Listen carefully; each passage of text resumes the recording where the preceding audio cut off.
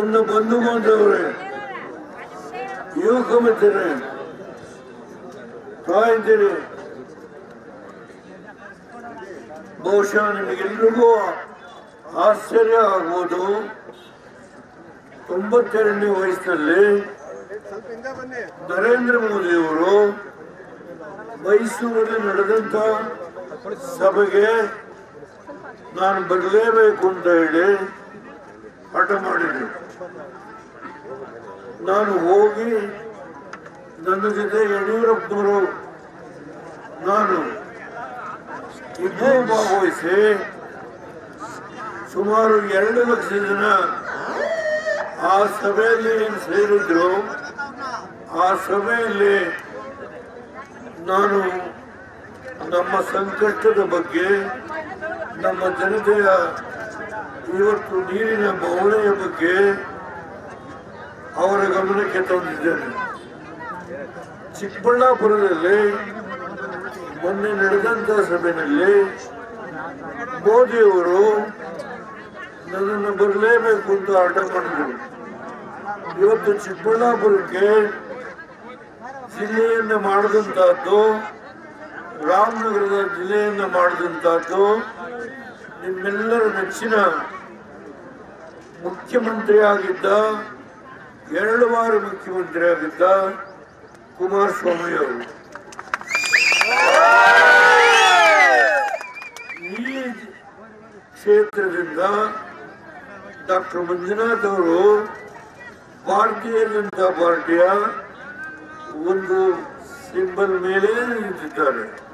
ಕಾರಣ ಮೋದಿಯವರು, ಶಾ ಅವರು ಹಠ ಮಾಡಿ ಈ ರಾಷ್ಟ್ರದಲ್ಲಿ 2,000 ಹೃದಯಕ್ಕೆ ಚಿಕಿತ್ಸೆಯನ್ನು ಕೊಡುವ ಒಂದು ಸಂಸ್ಥೆ ಇಡೀ ಹಿಂದೂಸ್ತಾನದಲ್ಲಿ ಸರ್ಕಾರಿ ಸಾರ್ವಜನಿಕರಿಂದ ಟಾಟಾ, ಬಿರ್ಲಾ ಇಂಥ ದೊಡ್ಡ ದೊಡ್ಡ ಪೂಂಜಿಪತಿಗಳು 2,000 ಬೆಡ್ಡುಗಳ ಆಸ್ಪತ್ರೆಯನ್ನ ಕಟ್ಟಿರ್ತಕ್ಕಂಥ ಕೀರ್ತಿ ನಿಮ್ಮ ಮುಂದೆ ನಿಂತಿರ್ತಕ್ಕಂಥ ಡಾಕ್ಟರ್ ಮಂಜುನಾಥ್ ಅವರಿಗೆ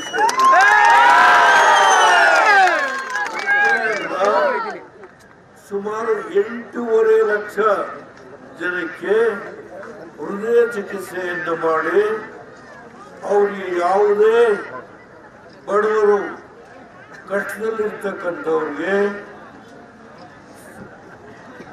ಪುಕ್ಕಟ್ಟೆಯಾಗಿ ಚಿಕಿತ್ಸೆಯನ್ನು ಕೊಟ್ಟಂತ ಮಹಾನುಭಾವ ಈ ದೇಶದಲ್ಲಿ ಯಾರಾದರೂ ಇದ್ರೆ ಅದು ಡಾಕ್ಟರ್ ಮಂಜುನಾಥ್ ಅವರು.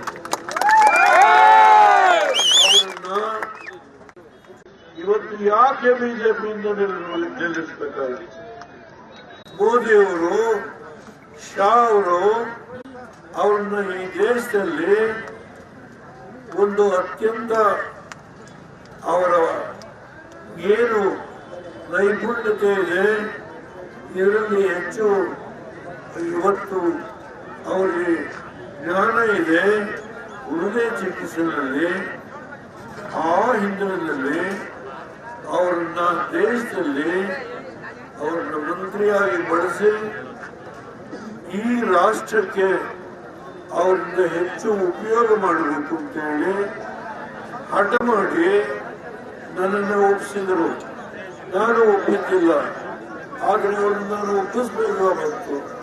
ದೇಶಕ್ಕೋಸ್ಕರ ನೀವು ಈ ಸಂದರ್ಭದಲ್ಲಿ ಭಾರತೀಯ ಜನತಾ ಪಾರ್ಟಿಯ ಸಿಂಬಲ್ ಇಲ್ಲೇ ನಿಲ್ಲಿ ಅಂತ ಹೇಳಿ ನಾನು ಒಪ್ಪಿಸಬೇಕಾದಂತ ಒಂದು ಸನ್ನಿವೇಶ ಬಂತು. ಇವತ್ತು ಇಲ್ಲಿ ಬಂದು ನಾನು ಸುಮಾರು 45 ವರ್ಷ ಆದ ಮೇಲೆ ನಿಮ್ಮ ಹಿರಿಯರಿದ್ದರು ತೇರುಬೀದಿಯವರೆಗೆ ಹೋಗಿದ್ದೇನೆ. 7 ಕೆರೆಗಳನ್ನ ವಿಶ್ವ ಬ್ಯಾಂಕಿಂದ ಹಣವನ್ನು ತಂದು ಆ ಹಣದಿಂದ 7 ಕೆರೆಗಳನ್ನ ಕನಕಪುರ ವಿಧಾನಸಭಾ ಕ್ಷೇತ್ರದಲ್ಲಿ ಕಟ್ಟಿಸಿದ್ದೇನೆ.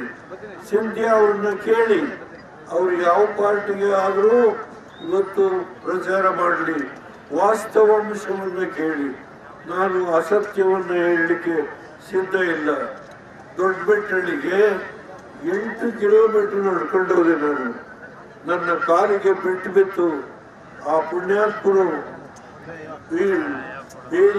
ನಮ್ಮ ತುಂಬೆ ಸೊಪ್ಪನ್ನು ಅರಿದು ಅದರ ರಸವನ್ನು ಎಲ್ಲ ಹಾಕಿ ನನ್ನ ಕಾಲಿಗೆ ಪಟ್ಟಿಯನ್ನು ಕಟ್ಟಿ ಎತ್ತಿನ ಗಾಡಿಯ ಮೇಲೆ ಕೂರಿಸ್ಕೊಂಡು ದೊಡ್ಡಬೆಟ್ಟಳ್ಳಿಗೆ ಕರ್ಕೊಂಡವರು. 2,000 ಮತಗಳಿದ್ದ ಆ ಪುಣ್ಯಾತ್ಮರು ಅವತ್ತು ಹೆಗ್ಡೆಯನ್ನು ಗೆಲ್ಲಿಸಿದ್ರು. ಈ ಕ್ಷೇತ್ರದಲ್ಲಿ ಎಷ್ಟು ಸೇತುವೆಗಳನ್ನು ಕಟ್ಟಿಸಿದ್ದೇನೆ ಅದೆಲ್ಲ ಹೇಳಲಿಕ್ಕೆ ಹೋದ್ರೆ ತುಂಬಾ ಕಾಲ ಆಗುತ್ತೆ. 7 ಸಭೆಗಳನ್ನು ಈ ಕ್ಷೇತ್ರದಲ್ಲಿ ಕುಣಿಗಲ್ಲಿಗೆ ಕೊನೆಯಲ್ಲಿ ಅಮೃತೂರಿನಲ್ಲಿ ನಾನು ರಾತ್ರಿ 10 ಗಂಟೆ ಒಳಗೆ ಮುಗಿಸಬೇಕು. ಪುಣ್ಯಾತ್ಮರಲ್ಲಿ ನಾನು ಕೈ ಮುಗಿದು ಪ್ರಾರ್ಥನೆ ಮಾಡ್ತೇನೆ. ಯಾವ ವ್ಯಕ್ತಿ ಇಷ್ಟೊಂದು ಸೇವೆಯನ್ನು ಸಲ್ಲಿಸಿರ್ತಕ್ಕಂಥ ಒಬ್ಬ ವ್ಯಕ್ತಿಯನ್ನ ಇವತ್ತು ನಿಮ್ಮ ಮುಂದೆ ನಿಲ್ಲಿಸಿದ್ದೇವೆ. ಅವರು ಭಾರತೀಯ ಜನತಾ ಪಾರ್ಟಿಯಿಂದ ನಿಲ್ಲಬೇಕು ಅಂತ ಹೇಳಿ ಮೋದಿಯವರು ಶಾ ಅವರು ಹಠ ಮಾಡಿ ಮೊನ್ನೆ ತಮಗೆ ಗೊತ್ತಿರಬಹುದು ರೋಡ್ ಶೋ ಮಾಡಿದ್ರು. ಚನ್ನಪಟ್ಟಣದಲ್ಲಿ ರೋಡ್ ಶೋ ಮಾಡಿದ್ರು. ದಯಮಾಡಿ ಕುಮಾರಸ್ವಾಮಿ ಅವರು 40,000 ಜನಗಳನ್ನ ಅವತ್ತು ಆ ರೋಡ್ ಶೋನಲ್ಲಿ ಸೇರಿಸಿದ್ರು. ಈ ದೇಶದಲ್ಲಿ 25,000 ಕೋಟಿ ಸಾಲ ಮನ್ನಾ ಮಾಡದಂತ ಯಾವುದು ಈ ದೇಶದಲ್ಲೇ ಇಲ್ಲ ಮುಖ್ಯಮಂತ್ರಿ. ಅದು ಕುಮಾರಸ್ವಾಮಿ ಅವರು ಹೃದಯ ಚಿಕಿತ್ಸೆ ಆಗಿದ್ರು. ಇವತ್ತು ಬೆಳಿಗ್ಗೆ 7 ಗಂಟೆಗೆ ಇವತ್ತು ಎಲ್ಲಿ KR ನಗರದ ಕೊನೆಯ ವಾರ್ಡು 3 ಕ್ಷೇತ್ರ ಮುಗಿಸಿ ನಿನ್ನೆ ರಾತ್ರಿ ಕೋಲಾರದಲ್ಲಿ ಸಭೆ ಮುಗಿಸಿ ಇವತ್ತು ಅವರ ಹೋರಾಟ ಈ ರಾಜ್ಯದಲ್ಲಿ ನಾವು 28ಕ್ಕೆ 28 ಸ್ಥಾನಗಳನ್ನು ಗೆಲ್ಲಬೇಕು ಅನ್ನೋ ಹಠ ಇವತ್ತಿದೆ. ಯಾಕೆ ಮೋದಿಯವರನ್ನು ಬಿಟ್ಟು ಯಾರು ಪ್ರಧಾನಮಂತ್ರಿ ಆಗುವ ಯೋಗ್ಯತೆ ಈ ದೇಶದಲ್ಲಿ ಇಲ್ಲ. ಸುಳ್ಳು ಪ್ರಚಾರವಾರದು. ಇವತ್ತು ಇದನ್ನ ನಾನು ಜವಾಬ್ದಾರಿಯಿಂದ ಹೇಳ್ತೇನೆ. ದೇಶ ಆಳಿದ್ದೇನೆ, ನಾನು ಏನೇನು ಮಾಡಿದ್ದೇನೆ ಪ್ರಧಾನಮಂತ್ರಿಯಾಗಿ ಆ ಎಲ್ಲ ವಿವರ ಹೇಳಲಿಕ್ಕೆ ಹೋಗಲ್ಲ. ಕೇವಲ ಮುಖ್ಯಮಂತ್ರಿಯಾಗಿ ಜಡೆ ಬೊಮ್ಮೇಗೌಡರು ಅಂತ ಇದ್ರು. ನಾನು ಹೋದಾಗ ಸಿಂಧನ ಪಕ್ಕದಲ್ಲಿ ಆಗ್ತಾನೆ ರಾಜಕೀಯ ರಮೇಶ್ MLA ಆಗಿದ್ದ. ಅವ್ರು ಹೇಳಿದ್ರು ಒಂದು ಕೆರೆ ಕುಂತಿದ್ದೇನೋ, ಗೌಡ ವೀರಣ್ಣಗೌಡ ಬಂದಿದ್ದ, ಅವ್ರು ಮಾಡಲಿಲ್ಲ, ನೀನು ಕಟ್ಟಿಸ್ತೇನೆ ಒಂದು ಅವನ ಕೈಲೇ ಗುದ್ಲಿ ಪೂಜೆ ಮಾಡಿಸ್ತೇನೆ, ಆ ಕೆರೆ ಕಟ್ಟಿಸ್ತೇನೆ, ನೀರು ತುಂಬಿತು ತುಂಬನ್ನು ಅವ್ರ ಕೈಯಿಂದಲೇ ಎತ್ತಿಸ್ತೇನೆ. ಎಷ್ಟು ಸೇತುವೆಗಳನ್ನು ಮಾಡಿದ್ದೇನೆ, ಎಷ್ಟು ರಸ್ತೆಗಳನ್ನು ಮಾಡಿದ್ದೇನೆ ಹೇಳಲಿಕ್ಕೆ ಹೋಗಲ್ಲ. ಇವತ್ತು ಯಾರ ಬಗ್ಗೆ ನಾನು ಟೀಕೆ ಮಾಡೋದಿಲ್ಲ. ಆದ್ರೂ ಒಂದೇ ಒಂದು, ಈ ಕ್ಷೇತ್ರದಲ್ಲಿ ಇರುವ ವ್ಯವಸ್ಥೆಯನ್ನ ಈ ಸಾರಿ ಸದಬಡಿಲೇಬೇಕು. ಯಾರ ಹೆಸರನ್ನು ಹೇಳುವುದಿಲ್ಲ. ಇವತ್ತು ಪಕ್ಷದ ಕಾರ್ಯಕರ್ತರು ಶೆಡ್ ಹೊಡೆದು ನಿಂತಿದ್ದಾರೆ. ನನ್ನ ಪಕ್ಷದ ಕಾರ್ಯಕರ್ತರು ಹೆದರ್ತಾ ಇಲ್ಲ, ಭಯಗ್ರಸ್ತರಾಗಿಲ್ಲ. ಇವತ್ತು ಯಾವುದೇ ಕಾರಣದಿಂದ 26ನೇ ತಾರೀಕು ಪ್ರತಿ ಬೂತಲ್ಲಿ ನೀವು ಕೂತು ಹೆದರಬೇಡಿ. ಅವರ ದೌರ್ಬಲ್ಯಕ್ಕೆ ಅವರ ಹೆಸರು ಹೇಳಲಿಕ್ಕೆ ಹೋಗಲ್ಲ. ಅವರ ದೌರ್ಬಲ್ಯಕ್ಕೆ ಹೆದರಕೂಡದು. ನೀವು ಕೆಚ್ಚಿನಿಂದ ಹೋರಾಟ ಮಾಡಿ, ಎಲ್ಲಿದ್ರೂ ಫೋನ್ ಮಾಡಿ, ನಿಮಗೆ ಎಲ್ಲ ವ್ಯವಸ್ಥೆಯನ್ನು ಮಾಡ್ತೇವೆ. ದಯಮಾಡಿ ಯಾವುದೇ ಕಾರಣದಿಂದ ಈ ಸಾರಿ ಅಂತ್ಯ ಆಗಲೇಬೇಕು. ಒಂದು ಯೋಗ್ಯ ಪ್ರಾಮಾಣಿಕ